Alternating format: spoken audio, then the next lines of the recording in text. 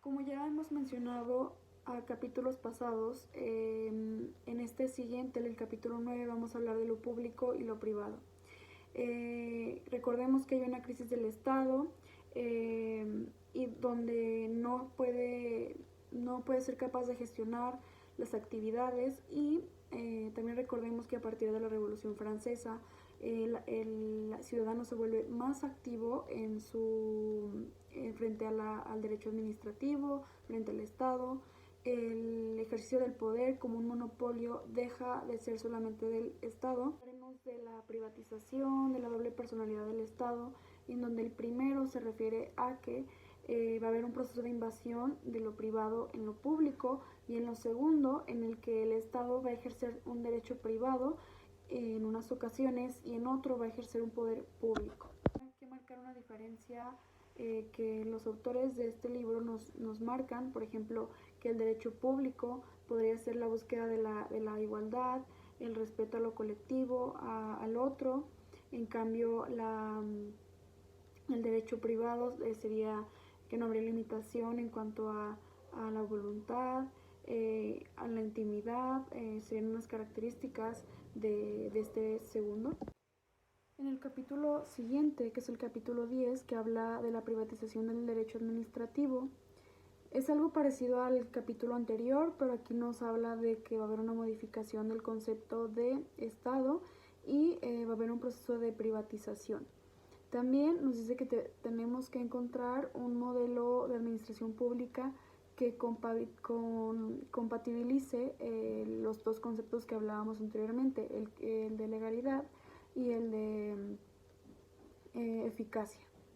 De la misma manera, el derecho público va a regular instituciones jurídicas que van a estar dentro de la esfera del derecho privado. Igualmente, en esta dualidad de derechos se va a ubicar un análisis particular, en lo particular, por ejemplo, como autoridad, como servidor público, como sujeto de un régimen de responsabilidades administrativas a los particulares. En el siguiente capítulo nos habla de la personalidad del Estado. Se nos da la pregunta de si existe o no existe. Líneas abajo nos menciona que en el artículo 35 del Código Civil Federal le reconoce la personalidad jurídica al Estado en sus distintos niveles de gobierno, ya que cumple con el requisito de reconocer esa personalidad en el derecho objetivo. De igual forma, hay posturas que niegan esa posibilidad de que haya personalidad. Hay otras que reconocen una doble personalidad. Hay otras que reconocen una personalidad única, pero dos maneras distintas de manifestar la voluntad, el derecho privado y el derecho público. La siguiente nos dice que se reconoce una personalidad de derecho privado, para ser titular de un patrimonio, ya que para la soberanía no se necesita de personalidad para ejercerla. La teoría que habla de la doble personalidad nos dice que el Estado entra en relaciones con los particulares no buscando imponer su voluntad, sino buscando quien pueda concursar ciertas voluntades. Por lo tanto, posee una personalidad de derecho público y una de derecho privado. También nos habla de la multiplicidad de manifestaciones de la personalidad estatal. Esto se refiere a que a los distintos órganos del Estado se les atribuye una personalidad para diferenciar o dividir las funciones de uno y de otro. Luego tenemos el capítulo 12, que es lo referente al sector público y el derecho administrativo. En este punto nos hablan de que se llega a confundir lo estatal con lo público o que también se puede distinguir. Pero primero nos da desde el punto de vista subjetivo una definición de lo que es lo estatal, para ya después diferenciarlo de lo público. Lo estatal decimos que es la persona jurídica que expresa la voluntad del Estado a través de los órganos que integran al mismo, a diferencia de lo público. Lo público se va a definir como aquel que relaciona toda actividad encaminada a la consecución del interés colectivo, sin que sea trascendente el órgano o agente que va a realizar esta función. Si vemos ahí, hay dos diferencias, una que se va encaminada a la actividad y la otra que se refiere al órgano o a la persona jurídica. Ahora bien, dentro de lo público se va a encontrar lo estatal, donde va a ser un espacio responsable de definir lo que es el interés general. El interés general ya no va a ser un monopolio de los poderes estatales que son creados por la Constitución, sino que ya lo va a compartir con los ciudadanos que son beneficiarios de este interés general. Aquí ya entraría lo del derecho privado, que junto con esta parte van a tejer junto al Estado una red de organizaciones que van a procurar el bienestar colectivo. Se van a dividir en dos aspectos lo del sector público. Uno va a ser la esfera estatal administrativa y la otra va a ser la esfera corporativa empresarial o sindical.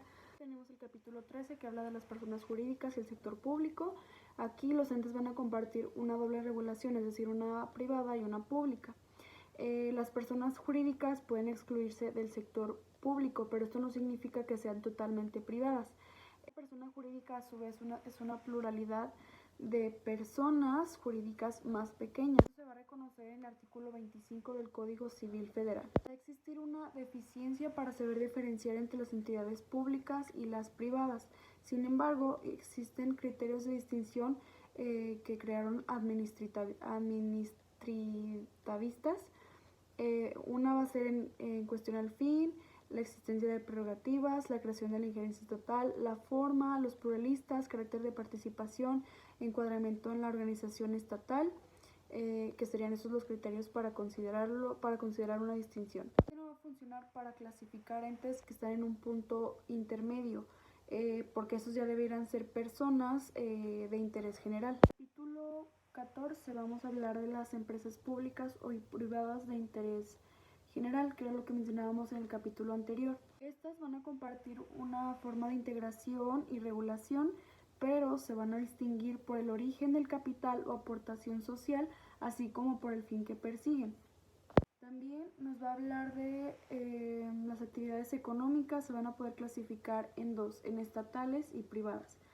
Las privadas se van a relacionar con el concepto de mercado y las estatales se van a relacionar con el concepto de autoridad. Las actividades estatales se atribuyen exclusivamente a los órganos que derivan, o más bien, si derivan de una disposición legal, por ejemplo la Constitución, y se van a dividir en dos, que son las actividades originarias y la actividad económica. Tenemos la actividad privada, que también se va a dividir en dos, una que no va a tener interés público y la otra que sí va a tener interés público. En la primera, el interés del Estado no va a ser superior a simplemente garantizar el tráfico jurídico. Ya en la segunda, que son las actividades privadas de interés público, aquí ya el Estado va a intervenir por razones de higiene, de seguridad, de protección, va a emitir un reglamento administrativo especial que va a limitar la autonomía de estas actividades, dado que aquí sí hay un interés público. En el capítulo 15 vamos a tener una clasificación de las personas jurídico-públicas. En esta parte van a poseer una relación de jerarquía y control con otras tantas, cuyo capital social puede ser de propiedad pública o privada. Se va a asistir por el fenómeno de la multipersonalidad de la administración pública que la supervisa, y con base al derecho positivo mexicano se van a clasificar. En una primera va a estar relacionada con la actividad que desarrollan o con el criterio funcional. Van a ser actividades estatales, actividades comerciales e industriales.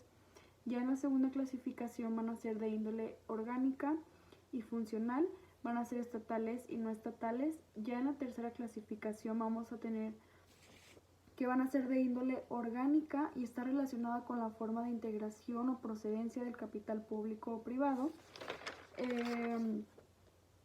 que por su relación con el poder ejecutivo se van a subdividir en gubernamentales, semigubernamentales, no gubernamentales, por el patrimonio, por el origen de su patrimonio, por su grado de independencia y por su relación con el derecho común. Asimismo, ya por último, en el capítulo 16 hablamos de los órganos constitucionales autónomos. Ya habíamos hablado anteriormente de la autonomía. Y tenemos al Banco de México, al INE, a la CNDH, al INEGI, a la Fiscalía General de la República, entre otros órganos más.